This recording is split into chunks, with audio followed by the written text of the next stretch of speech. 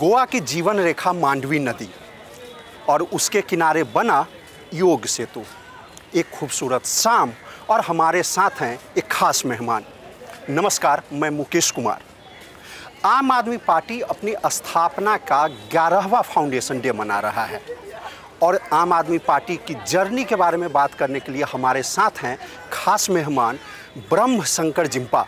ये minister for revenue हैं पंजाब सरकार में, जो आम आदमी पार्टी है मान साहब के मुख्यमंत्री के अंडर। तो जिम्पा सर, आपको गोवा में बहुत बहुत स्वागत करते हैं। बहुत धन्यवाद। ये आम आदमी पार्टी का 11वां स्थापना दिवस है, फाउंडेशन डे है। अभी तक जो पार्टी की जर्नी रही है उसके बारे में आप क्या कहेंगे? देखिए, ये 11वां स्थापना दिवस है और कॉन्स्टिट्यूशनल डे भी है, संविधान का स्थापना दिवस भी है, जब संविधान को अंगीकार किया गया था। और तकरीबन 2015 से इस संविधान स्थापना दिवस के रूप में भी मनाया जाता है। और साथ में सबसे बड़ी डेमोक्रेटिक पार्टी आम आदमी पार्टी का भी स्थापना दिवस है। और आम आदमी पार्टी की जो जर्नी है, एक छोटे आंदोलन से एक बड़ा आंदोलन जो करप्शन के ख़िलाफ़ शुरू किया गया था, लोगों ने, पूरे हिंदुस्तान के लोग उसके साथ खड़े हुए। और जब ये चैलेंज दिया गया अरविंद जी को कि आप पॉलिटिकल पार्टी बना के मैदान में आइए, फिर आपको पता लगेगा, तो उन्होंने उस चैलेंज को भी स्वीकार किया। वो पॉलिटिक्स में नहीं आना चाहते। जब उनको ये लगा कि ये बदलाव बिना पार्टी बनाए नहीं आ सकते, और देखिए उसमें पार्टी बनी और उसका जो चुनाव चिन्ह है वो झाड़ू रखा गया। तो जो करप्शन के रूप में जो पूरे हिंदुस्तान में एक बीमारी फैली हुई थी, उसको साफ़ करने के लिए, तो वो जर्नी 3 बार दिल्ली के लोगों ने, पहले कांग्रेस का साथ, क्योंकि पूरे हमारे पास पूरी मेजॉरिटी नहीं थी, रविंद्र जी ने सरकार बनाई, लेकिन उन्होंने सरकार को चिपटे रहने के बजाय उन्होंने इस्तीफ़ा दिया मुख्यमंत्री से और लोगों के बीच में फिर दोबारा गया। लोगों ने 67 सीट आउट ऑफ द 70 दी। मैं कहता हूँ तो आज तक डेमोक्रेसी में इतना बड़ा रिजल्ट कभी नहीं आया। तो उसके बाद वो जर्नी फिर दोबारा कंटिन्यूज रही। फिर अगले इलेक्शन में 62 सीट्स आई और उसके बाद आज आम आदमी पार्टी ने गुजरात का इलेक्शन लड़ा, तो 13% वोट शेयर के साथ आम आदमी पार्टी आज नेशनल पार्टी के रूप में स्थापित है। 10 से ज़्यादा मेंबर पार्लियामेंट हमारे राज्यसभा के हैं और 3-4 स्टेटों में हमारे MLAs हैं। गुजरात में हैं, गोवा में हैं, पंजाब में एक बड़ी सरकार कहाँ से बनी? जो आम आदमी की कामयाबी थी दिल्ली सरकार में, लोगों ने पंजाब में उसका पूरा प्रभाव किया और पंजाब के लोगों ने बहुत बड़ी सरकार बनाई अरविंद केजरीवाल जी की लीडरशिप में और भगवंत मान जी की लीडरशिप में। और आज जो पंजाब गवर्नमेंट का एक अच्छा काम है, काम करने का तरीका है माननीय मुख्यमंत्री भगवंत मान जी का, और दिल्ली के मुख्यमंत्री अरविंद केजरीवाल जी ने जो बड़े काम किए थे एजुकेशन में और हेल्थ सेक्टर में, उसका प्रभाव आज पूरे देश में है, हरियाणा में नज़र आ रहा है। आने वाले टाइम पे आप देखना कितना बड़ा एक बड़ा प्लेटफॉर्म लोग बैठ के लेके बैठे हैं कि आप आइए, हमारे पास ऑप्शंस नहीं हैं। गुजरात में यहाँ ये लोग सोच रहे थे कोई एंटर नहीं कर सकता, वहाँ चाहे MLA 5 ही जीते, लेकिन 41 लाख वोट जो है लोगों ने दिए, आफ्टर ऑल पार्टी की कारगुजारी को दिए। अरविंद जी की जो जर्नी थी वो आप देख रहे हैं आज पूरे हिंदुस्तान के अंदर आंदोलित है। और गोवा ऑलरेडी क्योंकि 2 MLA बना चुका है और गोवा आने वाले टाइम पे एक बड़े चेंज की ओर जाएगा।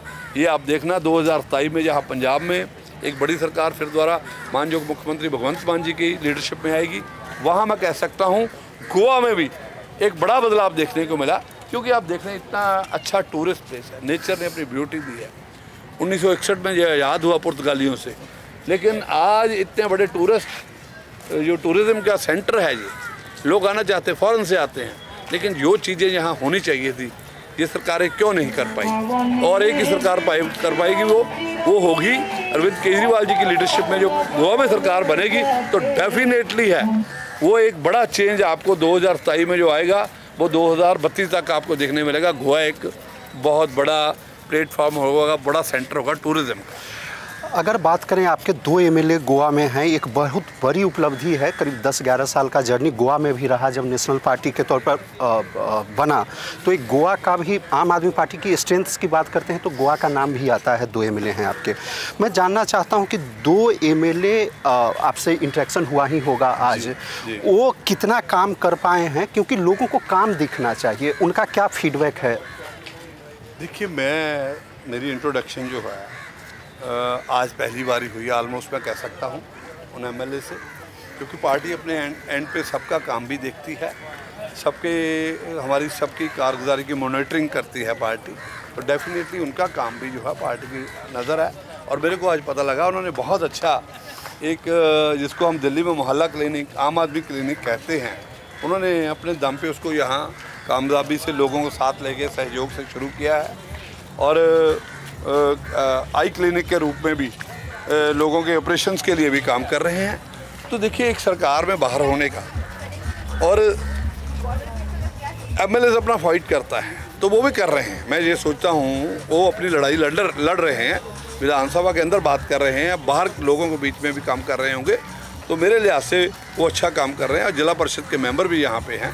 और अभी मैं जो लोगों से मिल के आया हूँ स्थापना दिवस के रूप में, मैंने एड्रेस किया लोगों का, जो लोगों ने बात की उसको भी सुना मैंने, तो लोगों के अंदर बहुत जोश है, जो यूथ है उसके अंदर भी एक जोश है। और मुझे लगता है लोग डेफिनेटली है कि 2027 तक जाते जाते मैं देखता हूँ एक बड़ा बदलाव जो है आपको यहाँ देखने को डेफिनेटली मिलेगा। 2027 से पहले 2024 आ रहा है। 2024 में लोकसभा चुनाव हैं, यहाँ पर भी 2 सीटें हैं। क्या आम आदमी पार्टी उन दोनों सीटों पर चुनाव लड़ने की कोशिश कर रही है, सोच रही है? देखिए, ये पार्टी का मैटर है। मेरा ख्याल है डेफिनेटली दोनों सीटों लड़ी है पार्टी ने पहले ऑलरेडी, मेरे को पता नहीं है, मेरी कोई जानकारी नहीं है, लेकिन आम आदमी पार्टी ने मेरे को पहले भी इलेक्शन लड़ा है यहाँ से पार्लियामेंट का, तो डेफिनेटली आम आदमी पार्टी सीटें लड़ेगी भी और जीतेगी भी। आपको पूरा विश्वास है, क्योंकि आप देख रहे हैं कि 2 एमएलए जीतने के बाद आम आदमी पार्टी का ज़मीन और ज़्यादा तैयार हुआ है। देखिए, लोग टाइम टू टाइम चेंज चाहते हैं। आज लोगों में एक जो सेंट्रल गवर्नमेंट का काम करने का तरीका बीजेपी सरकार का, जो वहाँ पार्टी को दबाया जा रहा है, आम आदमी पार्टी को लोग देख रहे हैं उसकी तरफ, तो लोग उसका रिएक्ट भी करेंगे, मैं कह सकता हूँ डेफिनेटली है। अभी एक अच्छा टाइम आएगा।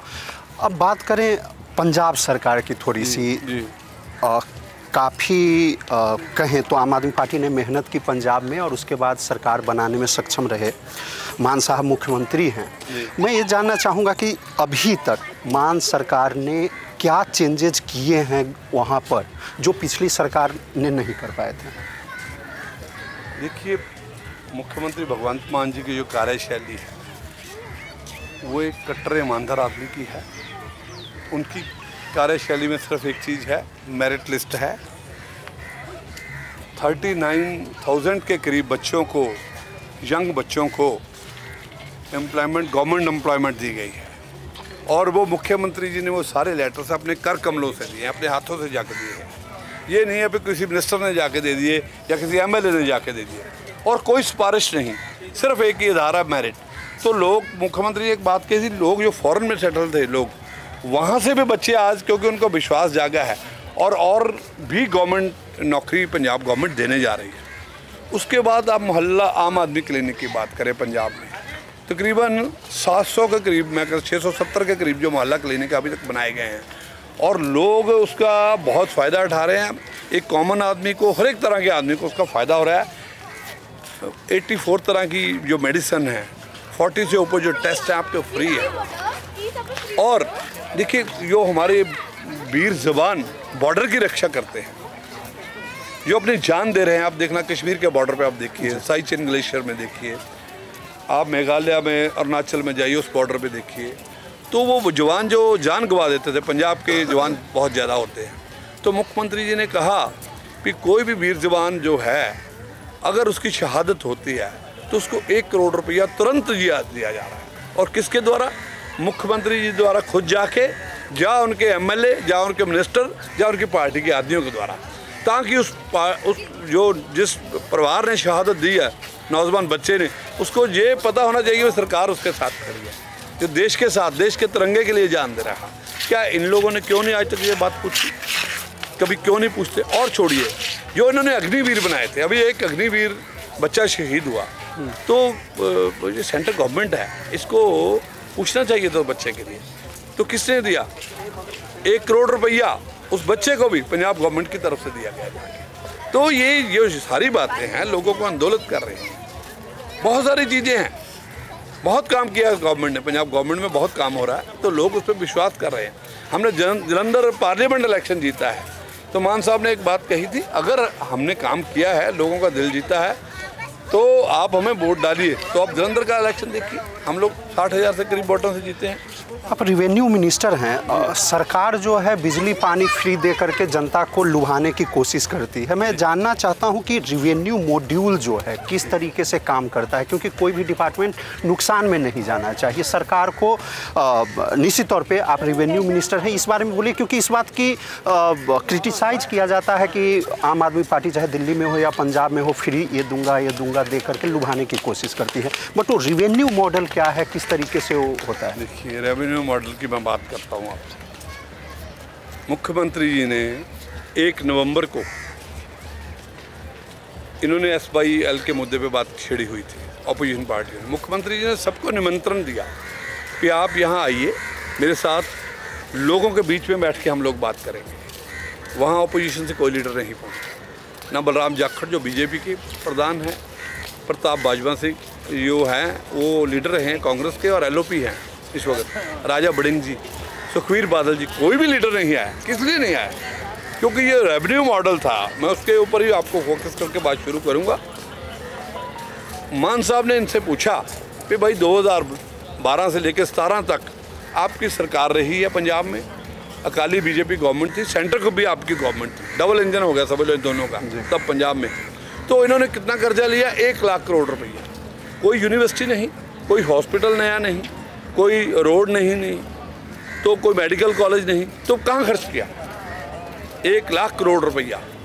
तो उसके बाद फिर दोबारा 2017 से 2022 तक 1 लाख करोड़ रुपया लिया आपने, उसके में कोई आपका डेवलपमेंट का बड़ा चेहरा नज़र नहीं आता। तो आफ्टर ऑल कहाँ जा रहा है वो पैसा, कहाँ गया?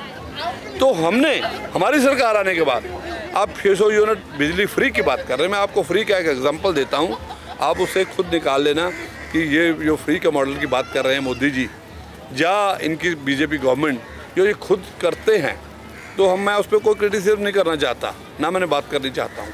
लेकिन एक बात मेरे को ज़रूर कहनी है कि जो 600 यूनिट बिजली था, लोग, पंजाब के लोग बिजली के बिलों से त्रस्त थे। बिजली बोर्ड बहुत बुरी तरह लोगों को, गरीब आदमी बिल देने में सक्षम नहीं था। वो कहीं से पैसे पकड़ के उधार लेके अपनी बिजली का, अपनी इज्जत बचाना चाहता था कि घर का कनेक्शन कटने से उसकी इज्जत जो है, समाज में बिजली का कनेक्शन जाता है और इज्जत भी जाती है। तो इन्होंने त्रस्त कर रखा था गवर्नमेंट ने, क्योंकि ये सारे लीडर साहबान पंजाब में लूटने में लगे हुए थे। अगर हमने, आपने कहा भी वो पैसा कहाँ से आएगा, हमने 10,000 करोड़ रुपया बिजली बोर्ड को भी दिया। 10,000 करोड़ रुपया ये बिजली बोर्ड का पिछली गवर्नमेंट में जो फार्मर्स को ऑलरेडी जो बिजली दे रहे थे फ्री में, उसको छोड़ के गए थे, वो भी हम दे रहे हैं उल्टा, उसकी भी हमने इंस्टॉलमेंट की है। और सबसे बड़ा फायदा क्या हो, मैं लास्ट बात आपको कर रहा हूँ इस पर, आप इसे जज कर रहे हैं जिसको जो फ्री कर रहे हैं। जब हमने कहा कि जिन लोगों के कनेक्शन कटे हैं पैसे की वजह से, हम उनके कनेक्शन भी जोड़ेंगे दोबारा, तो मैं अपनी कॉन्स्टिट्यूंसी की बात करता हूँ। सारी कॉन्स्टिट्यूंसी में ये हालात थे। मैं एक किसी परिवार में, कॉमन परिवार में गया, जनरल वर्ग का वो परिवार था, उनको 17,000 रुपया पेनल्टी डाली गई किसी बात की, उनके पास नहीं था, क्योंकि 8,000 रुपये तनख्वाह लेने वाले आदमी थे वो लोग। और सबसे बड़ी बात ये थी कि उनका जो, उनको पेनल्टी डाल के उसको 92,000 कर दिया गया। अब वो लोग कहाँ से लाए? जो 17,000 नहीं देगा, 92,000 कहाँ से देगा? तो वो लोग मजबूर थे। घर में जब उनका कनेक्शन आम आदमी पार्टी की सरकार आने के बाद जोड़ा गया, तो हम लोग गए, आप जैसे साथी मीडिया के वहाँ पहुँच गए तो वो उन्होंने क्या कहा, उन्होंने ये बात कही कि 92,000 रुपया इकट्ठा करना हमारे लिए भगवान को पाने के बराबर था। जैसे हम भगवान को जल्दी नहीं पा सकते, हम 92,000 इकट्ठा नहीं कर सकते। हम भूल चुके थे पिछले 4 साल से कि हमारा कनेक्शन दोबारा बिजली का लगेगा। घर में 2 लड़कियां थी जो अनमैरिड थी, एक लड़का था अनमैरिड था, गरीबी की वजह से थे। तो जब कनेक्शन लगा इतना रोए हैं, और उन्होंने क्या कहा है ये बात सुनिए। उन्होंने कहा जुग जुग जिए अरविंद केजरीवाल और जुग जुग जिए भगवंत मान, जिसने हमारा कनेक्शन बहाल किया। ये भाई साहब उसको फ्री बता रहे हैं, हम कॉमन आदमी के लिए काम कर रहे हैं। और पैसा किसका है? वो भी तो लोगों का पैसा लग रहा है, हम किसी को फ्री नहीं दे रहे। और 600 यूनिट लिया है गरीब आदमी का, सरकार रेवेन्यू कटा। ये तो कहते खजाना खाली है, हमारे खजाने में पैसा नहीं है। मनप्रीत बादल साहब और कैप्टन अमरिंदर सिंह जी पूरी ज़िंदगी लोगों को ये कहते रहे, लखवीर बादल जी ये कहते रहे, तो 1-1 लाख करोड़ रुपए का कर्जा भी ले गए और खजाना खाली था।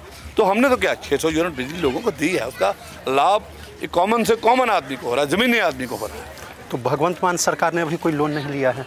नहीं, लोन ऐसे है जो 27,000 करोड़ रुपया जो है, आप मेरे को बताइए 27,000 करोड़ रुपया आपने इंटरेस्ट देना है। ये आपके पूर्व आपको 3 लाख करोड़ का कर्जा छोड़ दिया। आपको 3 लाख करोड़ तो इकट्ठा कहीं से नहीं ला सकते हैं तो बताइए। तो वो 3 लाख करोड़ का जो आप कर्जा है उसको कैसे, उसको लिए तो टाइम चाहिए सर उतारने के लिए। आप हम अपने पे ले लेते हैं इस बात। तो हमने जो 27,000 करोड़ रुपए का जो हमने इनका देना है, इनका इंस्टॉलमेंट देनी है, वो देना है, इंटरेस्ट देना है, उसके लिए तो आपको कुछ करना पड़ेगा। तो मैं प्रोजेक्शन मानूं कि आपकी कोशिश है कि आपका जब तक कार्यकाल है इस सरकार की तब तक कुछ ना कुछ वो जो पुराने पूर्वजों का लोन है उसमें कम करेंगे, पूर्वजों के किए कृत्यों को हम ठीक करने की कोशिश करेंगे। चलिए, अब मैं वापस आता हूं आम आदमी पार्टी के फाउंडेशन के बारे में। तो मुख्य मुद्दा जो था आम आदमी पार्टी बनने का वो करप्शन ही था। और आज मनीष सिसोदिया और दूसरे जो आपके बड़े नेता हैं वो लोग जेल में हैं। तो कहीं ना कहीं जो फाउंडेशन था उससे हिला है पार्टी। क्या कहना चाहेंगे इस बारे में? आप देखिए, आप अच्छा काम करेंगे तो आपको रोकने की कोशिश की जाए। आपने एक्साइज में दिल्ली सरकार का रेवेन्यू बढ़ाया, आपने इनकम जो थी उसको ऑलमोस्ट डबल कर दिया। मैं पंजाब की बात करता हूँ। पंजाब में अकाली बीजेपी गवर्नमेंट के टाइम पे या कांग्रेस गवर्नमेंट कितना 5,000 करोड़ रुपया आ रहा था, 4,000 करोड़ आ रहा था जी। आज पंजाब गवर्नमेंट के पास 9600 करोड़ रुपया आ रहा है। तो एक्साइज तो डबल कर दी हमने। तो करप्शन कहाँ हुई? और करप्शन है कहाँ? करप्शन ये कहीं इन्होंने प्रूव की है कि वो करप्शन है नहीं, बट इतने दिनों से जेल में तो है। मेरी बात समझिए, वही तो तरीका है। आपको दुआने का एक नया तरीका निकाला गया है। आप अच्छा काम करिए, आपको उसका रिवार्ड ये किसी भी तरीके से आपको घेरेंगे। और कैसे घेरा? ईडी जो है वो एक टूल्स की तरह काम कर रहा है, वो एक हथियार की तरह जो उसका मिसयूज़ किया जा रहा है। वो एक बड़ा नमूना, ये दिल्ली की जो एक्साइज पॉलिसी के ऊपर उंगली रखी गई है वो एक बड़ा नमूना है। आपने तो सरकार के खजाने में एक्स्ट्रा पैसा डाला है, बट दिल्ली के वेलफेयर पे कहाँ खर्च हो रहा है। तो ये जो सारी चीज़ें हैं जो कहीं करप्शन से रिलेटेड नहीं हैं, ये एक इनका तरीका है। आपके कुछ बरामद नहीं होता, आपको कोई ऐसी आप मेरे को बताइए, इनके पास कोई ऐसी ट्रांजैक्शन ही आज तक दिखा पाई? सुप्रीम कोर्ट में जो मनीष सिसोदिया का बेल एप्लीकेशन रिजेक्ट हुआ, उसमें सुप्रीम कोर्ट ने भी माना कि प्राइमा फेसी वहाँ एविडेंस है जो लिंक करता है। देखिए, इस वक्त जो एक प्रेशर की पॉलिसी है सेंट्रल गवर्नमेंट की, वो प्रेशर यहाँ तक नहीं, वहाँ कहीं तक भी नज़र आता है। आप भी देख रहे हैं और हम भी देख रहे हैं। वो प्रेशर के तहत जो चीज़ें हो रही हैं, इसका कोई टिकने वाले नहीं है। ये देखना टाइम आप ही देखना, इनको कुछ इनके हाथ लगने वाला नहीं है, ना लगा है अभी तक। ये जो एक प्रेशर की राजनीति है, लटकाने की राजनीति है, ये अगर आज बीजेपी को किसी से डर है तो आम आदमी पार्टी अरविंद केजरीवाल जी से ही है। इसलिए वो किसी तरह ये बात लोगों के मन में ये डालें, लेकिन लोग इस चीज़ पे विश्वास पूछने वाला, लोग विश्वास नहीं कर रहे। वही मैं जानना चाहता था कि 24 का जो चुनाव आएगा, आम बीजेपी तो इसी बात को प्रोजेक्ट करेगी। कॉमन बिजनेसमैन आदमी, देश का पढ़ा लिखा आदमी, देश को आर्थिक तौर पे जानने वाला आदमी, जो इकोनॉमिक्स को जानता है, वो इस चीज़ पे बिलीव नहीं कर रहा। मैं ये कह सकता हूँ। वही मैं पूछ रहा था कि 2024 में जब बात जाएगी वो आएगी तो इनको फेस करनी पड़ेगी बीजेपी को। मैं कहता हूँ मतलब इसका नुकसान होगा। हाँ, बिल्कुल होगा। इनको इस चीज़ का नुकसान हुआ। मैं कह सकता हूँ 1975 में 1975 में इमरजेंसी के रूप में इंदिरा गांधी जी ने किया, स्वर्गीय इंदिरा गांधी जी ने प्राइम मिनिस्टर थे। उसका जो रिज़ल्ट उनको 77 में भुगतना पड़ा था।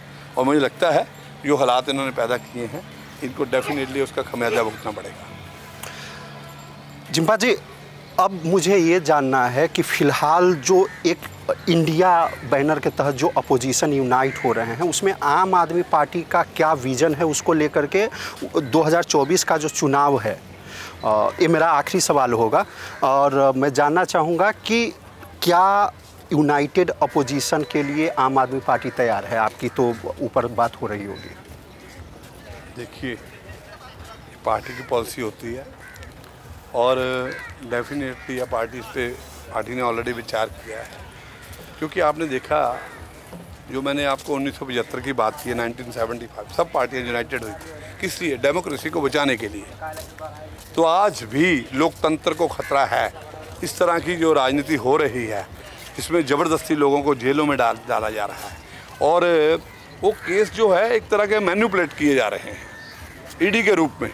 तो इस राजनीति में अगर किसी इकट्ठे होकर डेमोक्रेसी को बचाना हो तो कोई बात नहीं है, इकट्ठे जहाँ चलना पड़ेगा, सारी पार्टियां इकट्ठे होकर लड़ेंगी भी। अगर आम आदमी पार्टी के सुप्रीमो अरविंद केजरीवाल जी का फैसला है, पार्टी के बड़े फैसले होते हैं जो हमारे अरविंद जी लेते हैं, उसके साथ चलते हैं सब लोग।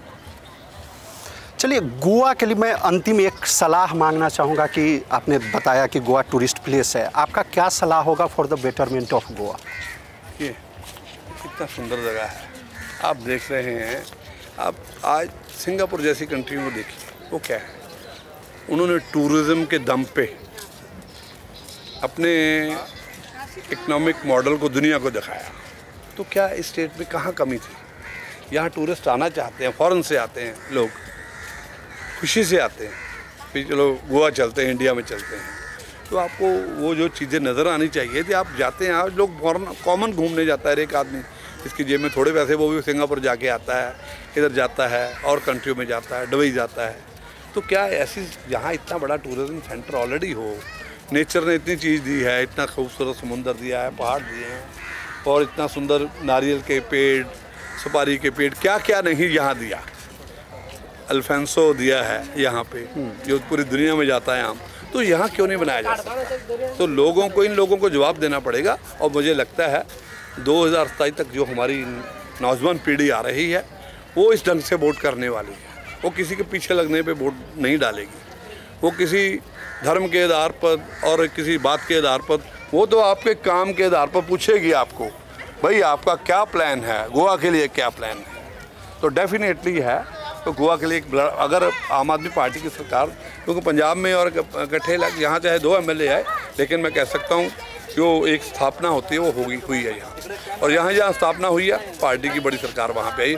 पंजाब में भी एक छोटी सरकार की स्थापना, छोटे MLA आए थे, बड़े के रूप में आए हैं। तो यहाँ भी आएंगे।